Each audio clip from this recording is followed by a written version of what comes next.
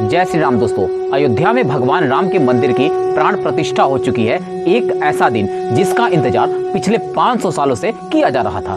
एक ऐसा दिन जिसके इंतजार में न जाने कितनी पीढ़ियां खत्म हो गईं। एक ऐसा दिन जिसकी लड़ाई में न जाने कितने लोगों ने अपनी जानें गंवाई। एक पल के लिए जरा आप सोच कर देखिए। 16वीं शताब्दी में भी लोगों का सपना था अयोध्या में भगवान राम के मंदिर को देखें। 18वीं शताब्दी में भी ऐसे लोग थे जो राम मंदिर का हक पाने के लिए पहली बार अदालत पहुंचे। आज से 150 साल पहले अयोध्या में लोगों ने राम मंदिर की लड़ाई में अपनी जानें गंवाई। ऐसे भी लोग थे जिन्होंने अपने जीवन के 50 साल राम मंदिर के लिए अदालत की लड़ाई में बिता दिए। आज वो हमारे बीच नहीं रहे और यह पावन दिन वो नहीं देख पा रहे। और एक आप और हम हैं जो अपने जीवन काल में ही अयोध्या में भगवान राम के भव्य मंदिर को देख रहे हैं। उन प्रभु राम का मंदिर जिसे आज से 492 साल पहले जिहादी बाबर ने 1528 में गिरवा दिया था। आज के इस वीडियो में हम अयोध्या के संघर्ष को बताएंगे ताकि आप जान सके यह लड़ाई आखिर कितनी पुरानी है। इस संघर्ष के क्या मायने हैं यह सब बताएंगे ताकि आप जान सके कि सच्चाई की लड़ाई रातों रात नहीं जीती जाती। तो हेलो दोस्तों, मैं Abhay Nagvanshi change your luck zero से हीरो तक में आपका स्वागत है। दोस्तों, हम सब जानते हैं कि जिहादी बाबर ने 1528 में भगवान राम के मंदिर को गिराकर वहां पर अपने कलंक को खड़ा कर दिया। लेकिन इसके पहले की बात लोग कम करते हैं और वो बात ये है कि भगवान राम के पुत्र कुश ने अयोध्या में भगवान राम के मंदिर को बनवाए थे। अकेले अयोध्या में भगवान राम के 3000 से भी ज्यादा मंदिर थे। माना जाता है कि 5वीं शताब्दी ईसा पूर्व में इनमें से कई मंदिर जर्जर हो चले थे। उसी दौरान उज्जैन के राजा विक्रमादित्य अयोध्या आए और उन्होंने यहाँ के मंदिरों को फिर से ठीक करवाया। आने वाले कई वर्षों तक यह मंदिर वहाँ बने रहे। फिर 21 अप्रैल 1526 को बाबर और इब्राहिम लोदी के बीच युद्ध होता है। 1528 तक बाबर की सेना अयोध्या पहुंच जाती है और यहीं से विनाश लीला शुरू होती है। और तभी बाबर के कहने पर उसके सेनापति मीर बाकी ने मंदिर को गिराकर वहां अपने कलंक को खड़ा करवाया, जिसको बाद में बाबरी मस्जिद के नाम से जाना गया। इसके बाद 150 साल बीत जाते हैं, कोई हलचल नहीं होता है। ये वो दौर था जब भारत में मुगलों का जड़ काफी गहरी तक पहुंच चुका था। इसके बाद साल 1717 में जयपुर के राजा जय सिंह द्वितीय कोशिश करते हैं कि मस्जिद और उसके आसपास वाली जगह उनको मिल जाए। वो जानते थे कि वह जगह हिंदुओं के लिए क्या मायने है, क्या आस्था है। जय सिंह का उस वक्त के मुगल शासकों से संबंध भी ठीक थे, लेकिन वो ऐसा नहीं कर पाते हैं। मगर फिर भी वो मस्जिद के पास राम चबूतरा बनवा देते हैं ताकि हिंदू वहां पूजा पाठ कर सके। यूरोपियन जियोग्राफर जोसेफ टेफेंथलर, जो खुद 1766 से 1771 के बीच इस जगह पर थे, उन्होंने भी अपने रिपोर्ट में राम चबूतरा होने की बात कही थी। यह वो दौर था जब मुस्लिम मस्जिद के अंदर नमाज पढ़ते थे और हिंदू बाहर राम चबूतरे पर पूजा किया करते थे। लेकिन मंदिर गिराए जाने के 250 सालों बाद भी हिंदू उसको भुला नहीं सके। यूं तो अयोध्या में भगवान राम के हजारों मंदिर थे, मगर वो यह बात नहीं भुला पा रहे थे कि भगवान राम के जन्म स्थान की जगह मंदिर तोड़कर वो मस्जिद कैसे बनवा सकते हैं। सन 1813 में पहली बार हिंदू संगठनों ने दावा किया कि बाबर ने 1528 में मंदिर तोड़कर वहां मस्जिद बनवाया। माना जाता है कि फैजाबाद के अंग्रेज अधिकारियों ने भी मस्जिद में हिंदू कलाकृतियों के मिलने का जिक्र अपने रिपोर्ट में किया था। पूर्व IPS अधिकारी किशोर कुणाल अपनी किताब अयोध्या रिविजिटेड में इस घटना का जिक्र किए हैं। इसके बाद 1838 में ब्रिटिश अधिकारी मोंटगोमेरो मॉर्टी ने अपने रिपोर्ट में कहा है कि जो मस्जिद के पिलर्स हैं वो मंदिर से ही लिए गए हैं। रिपोर्ट सामने आने के बाद काफी हंगामा भी हुआ। हिंदुओं के दावे के बाद से विवादित जमीन पर नमाज के साथ पूजा भी होने लगी। 1853 में अवध का नवाब वाजिद अली शाह के समय अयोध्या में पहली बार सांप्रदायिक हिंसा हुई। इसके बाद भी 1855 तक हिंदू मुस्लिम पूजा और नमाज करते रहे। 1855 के बाद मुस्लिमों को मस्जिद में प्रवेश करने की इजाजत मिली, लेकिन हिंदू अंदर नहीं जा सकते थे। ऐसे में हिंदुओं ने मंदिर के मुख्य गुंबद से 150 फीट दूर राम चबूतरे पर पूजा करनी शुरू कर दी।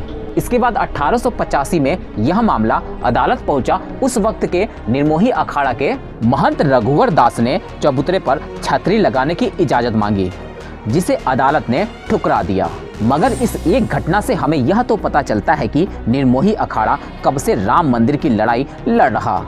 इसके बाद 1934 में अयोध्या में फिर दंगे होते हैं और इस दौरान मस्जिद की एक दीवार भी टूट जाती है, जिसे बाद में फिर से बनवा दिया जाता है, लेकिन वहाँ नमाज बंद हो जाती है। ये वो दौर था जब देश में अंग्रेजों की हुकूमत थी और उस वक्त भी कांग्रेस के एजेंडे में कहीं भी राम मंदिर नहीं था और ना उस वक्त संघ इतना मजबूत था। मगर देश की जनता प्रभु राम के भक्त बाबर के मस्जिद बनवाने के 400 सालों बाद भी अपने हक की लड़ाई लड़ रहे थे, और वो भी तब जब देश में ना अपनी सरकार थी, न मीडिया आजाद थी, न तो देश में कोई मजबूत धार्मिक संगठन थी। सिर्फ राम भक्तों का जुनून था, वो भक्ति थी जो जान की बाजी लगाकर भी अपने हक की लड़ाई लड़ रहे थे। इसके बाद आता है साल 1947, देश आजाद हो जाता है।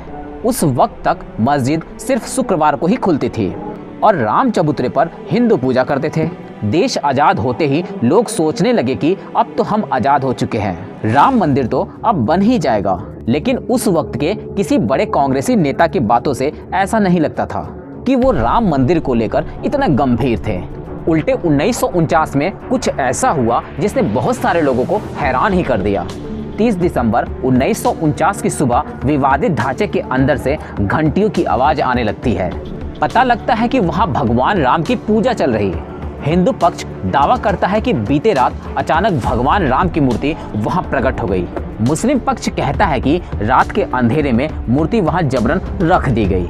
हालांकि वही जबरदस्ती जिहादी बाबर ने हम हिंदुओं के साथ की थी, लेकिन इस पर मौलवियों की बोलती बंद रहती है। खैर आगे बढ़ते हैं। जानकारी मिलने के बाद दोनों पक्ष के लोग वहां भारी तादाद में जुटने लगते हैं।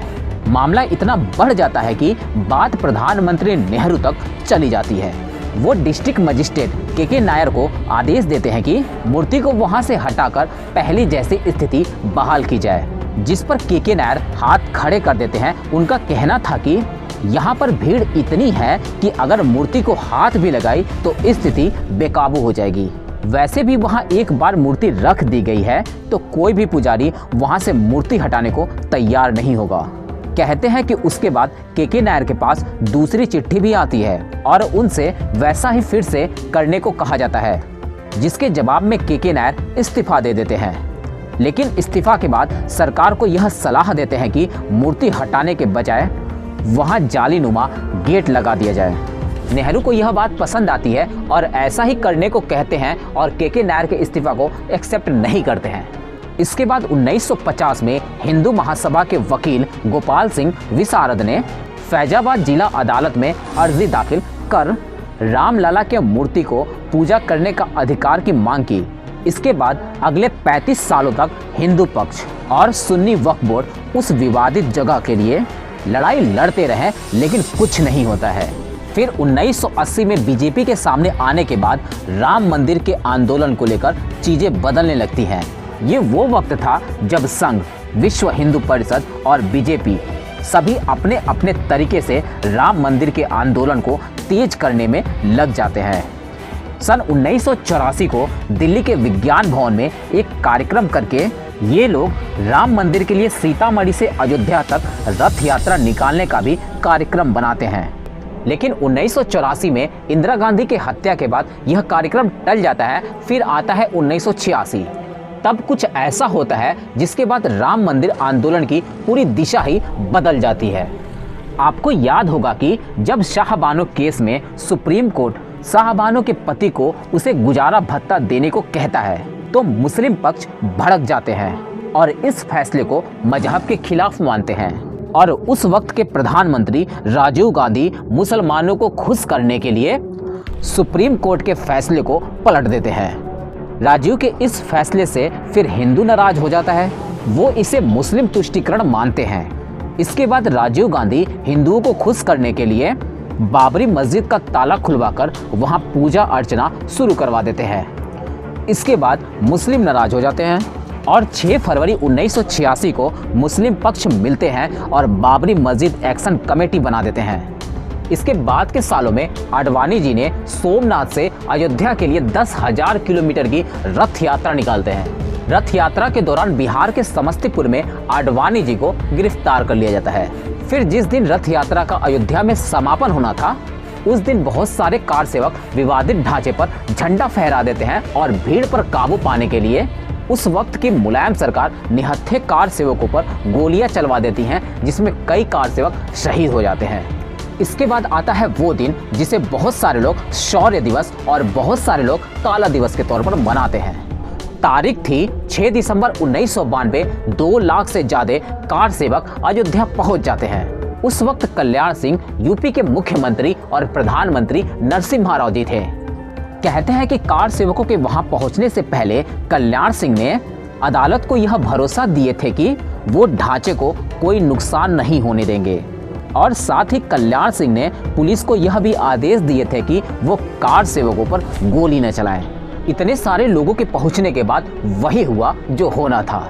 6 दिसंबर 1992 की दोपहर 1:55 पर पहले एक गुंबद गिराया गया, फिर दोपहर 3:30 पर दूसरा गुंबद गिराया गया और शाम 5 बजे तक तीनों गुंबद गिरा दिए गए। इस घटना के महज कुछ ही घंटों बाद यूपी में राष्ट्रपति शासन लगा दिया गया और कल्याण सिंह जी ने अपने पद से इस्तीफा दे दिया। इसके बाद के हुए दंगों में करीब 1000 लोगों ने अपनी जानें गंवाई। मुंबई में हुए सांप्रदायिक दंगों में भी 900 से ज्यादा लोगों ने अपनी जानें गंवाई। इसके बाद 7 सालों तक इस मामले को लेकर अदालत में शांति छाई रही, लेकिन 90 के दशक में बीजेपी के दोबारा केंद्र में आने के बाद तमाम हिंदू संगठन राम मंदिर को लेकर अति सक्रिय हो गए। पहले देश भर में चल रहे मामलों को एक जगह पर लाया गया। बाद के सालों में ASI को, आर्कियोलॉजिकल सर्वे ऑफ इंडिया को भी इस मामले की जांच करने को कहा गया, ताकि यह पता लगाया जा सके कि वहां पहले क्या था। ASI ने भी अपने रिपोर्ट में साफ कर दिया कि जिस जगह पर विवादित ढांचा था उसके नीचे मिले अवशेषों से यह साबित होता है कि वहां पहले हिंदू मंदिर थे। ASI की यह रिपोर्ट ऐसा पहला साइंटिफिक फैक्ट था जिसके बाद यह सच साबित हो रहा था कि वहां हिंदू मंदिर ही था। ASI की इसी रिपोर्ट को बेस बनाते हुए अदालत ने विवादित जमीन को राम जन्मभूमि ट्रस्ट निर्मोही अखाड़ा और सुन्नी वक्फ बोर्ड में बराबर बांट दिया, लेकिन तीनों ही पक्ष अदालत के इस फैसले से सहमत नहीं थे, जिसके बाद 2011 में यह मामला सुप्रीम कोर्ट पहुंचता है, मगर वहां भी 7 सालों तक इनमें कुछ सुनवाई नहीं होता। एक मेडिसन पैनल बनाकर आपसी रजामंदी से इस फैसले को सुलझाने की कोशिश होती रही, और जब उससे भी कोई फैसला नहीं होता है तब सुप्रीम कोर्ट मामले से जुड़े सारे दस्तावेजों को अंग्रेजी में अनुवाद करने को कहते हैं। फिर अगस्त 2019 में मामले से जुड़े सभी पक्षों की सुनवाई पूरी हो जाती है और फिर उसी साल 9 नवंबर 2019 को सुप्रीम कोर्ट यह फैसला सुनाती है कि विवादित जमीन राम जन्मभूमि ट्रस्ट को दे दी जाए। फिर उसके बाद 5 फरवरी 2020 को ट्रस्ट का गठन होता है और राम मंदिर का निर्माण शुरू होता है। दोस्तों, 1528 में राम मंदिर गिराने के 492 सालों के बाद उसी अयोध्या में प्रभु राम के जन्मभूमि पर फिर से उनके मंदिर का निर्माण हुआ। मैं जानता हूं कि यह कहानी बहुत से लोगों के लिए लंबी हो गई होगी। बहुतों को लगा होगा कि यह वीडियो बीच में ही बंद कर दे, लेकिन यकीन मानिए दोस्तों, इस वीडियो को बनाने का सिर्फ एक ही मकसद था कि हम सभी लोग राम मंदिर के संघर्ष की कहानी जान पाए। हम यह जान पाए कि सच्चाई की लड़ाई में संघर्ष सिर्फ साल या 2 साल का नहीं, बल्कि सैकड़ों सालों का हो सकता है। वरना कितने लोगों को पता था कि जिन प्रभु राम के मंदिर को लेकर आज इतने गदगद हैं, उन्हीं प्रभु राम के मंदिर को लेकर आज से 250 साल पहले राजा जय सिंह भी परेशान थे। जिन प्रभु राम के मंदिर को लेकर हम इतने बेचैन हैं, प्रभु राम के उसी मंदिर के लिए आज से पौने 200 साल पहले अयोध्या में हुए दंगों में लोगों ने अपनी जानें गंवाई। जिस राम मंदिर के लिए हम इतने उत्सुक हैं, उसी राम मंदिर के लिए आज से 150 साल पहले महंत रघुवर दास ने अदालत में पहली अर्जी लगाई, और आज जब प्रभु राम का भव्य मंदिर बनकर तैयार है तो हम ईश्वर से यही प्रार्थना करते हैं कि श्री कृष्ण जन्मभूमि भी जल्द से जल्द मुक्त हो। तो मिलते हैं आने वाले नए वीडियो के साथ, तब तक के लिए जय हिंद, जय भारत, वंदे मातरम।